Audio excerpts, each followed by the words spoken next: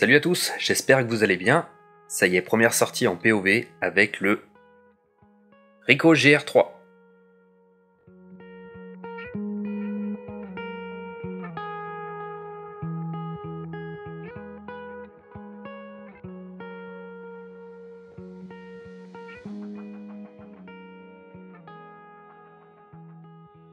Alors comme vous le savez, j'ai reçu ce petit appareil il y a déjà quelques semaines, et autant dire que je m'amuse beaucoup avec en photo de rue notamment. Je vous avais d'ailleurs expliqué pourquoi j'avais craqué sur ce petit appareil, je vous mets la vidéo par là, et franchement, je suis vraiment pas déçu.